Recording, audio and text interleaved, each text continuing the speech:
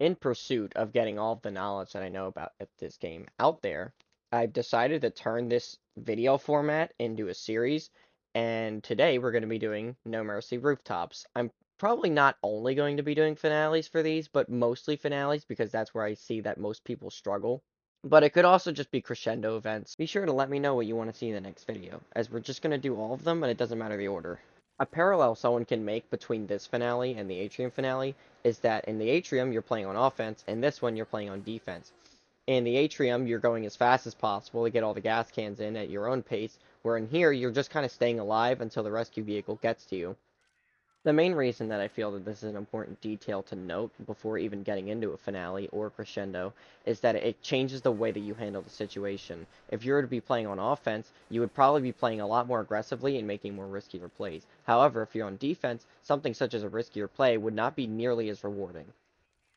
So now that we've laid out the groundwork for whether on offense or defense, this being defense, we want to make sure that we're standing in the right position, because positioning is more important than where you're going or what you're doing. If you're in a bad position where you can't really see your teammates or get a good line of sight of things, you can easily get snuck up on by things that are either behind you or things that you could have heard or even not been paying attention to, which can then cause a snowball effect and cause you to lose the game. There's two main ideas when it comes to good positioning. One is making sure that your back is covered. Something I try and do to make sure that my back is covered whenever I'm going for good positioning is making sure that my back is up against an indestructible wall or a cliff or whatever large object that requires common infected or even special infected to take extra effort to get to me, which gives me more time to react to them. The second thing that I try and keep in mind when going for good positioning is what I'm looking at, whether it's a large area or it's a long hallway. Just try and keep your sights on where things are coming from as to shut down any chance of them getting closer to you and then preventing that snowball effect that I was just talking about. The tank kind of throws a curveball into this where he's not exactly not a threat, but you also can't just sit there and mindlessly shoot into a horde of zombies. The tank alone requires more attention than any other infected in the game, where you need to not only keep a track of your surroundings and like your geometry near you, but also keeping track of the tank and where he's going to go and where he's throwing his rocks. Now, how does this apply into this current situation? Well, at the moment, what I'm doing is I'm using given geometry to my advantage, making it so the tank kind of has to move around it to get to me. I can move through it more liberally than he's able to, so that gives me ample time to heal. Something to keep on top of with the tank is make sure he's just on fire as soon as possible. Fire in this game is invaluable for a variety of reasons. In the tank's purpose, it lets you keep damage up while you are currently running away from him, so you can focus on other things like moving around objects or reviving teammates if they're down, healing anybody, things like that. Another little tip to know for defensive finales is whenever things attack you, they generally spawn from the same area. If you've been watching the video up to this point, you might have noticed that the Smoker, Hunter, and Spitter have always come to me from the same direction every time they spawn in. This works in our favor because it turns the number of things that are guesswork to then just straight up answers, and then we can apply our focus to other things that we don't quite know, like things that haven't spawned in yet, or where the horde is coming from next.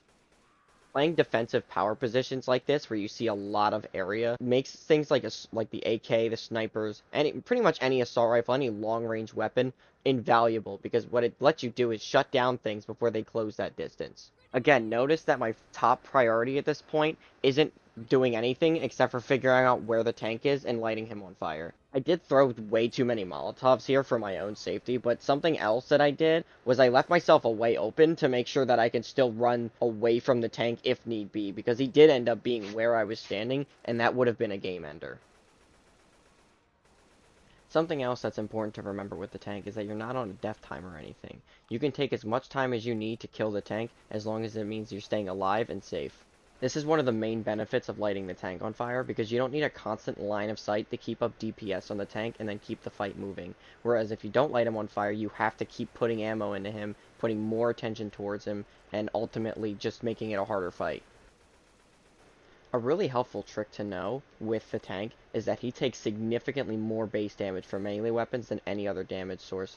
For example, every melee hit is 5% of his max HP per swing. Swinging at the tank with a melee weapon 2 or 3 times doesn't sound like a lot on paper, but over the span of a long boss fight, it can save you a minute or two, letting you allocate more attention to other things. Most of the information in this video doesn't only apply to the No Mercy Rooftops finale, it could really apply to any finale or even any tank encounter. I think if the viewer were to take anything from this video, it'd probably be best to remember that positioning is more important than your loadout. Every situation I was thrown into in this finale was completely countered by just being in a good spot. The guns that I had and the equipment I was using would mean nothing if I got backed into a corner by a tank.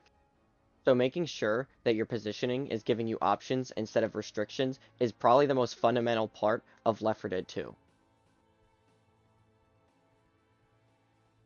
Thank you everyone so much for watching. I hope you have a wonderful rest of your day, and good luck with any future finales you may try to master.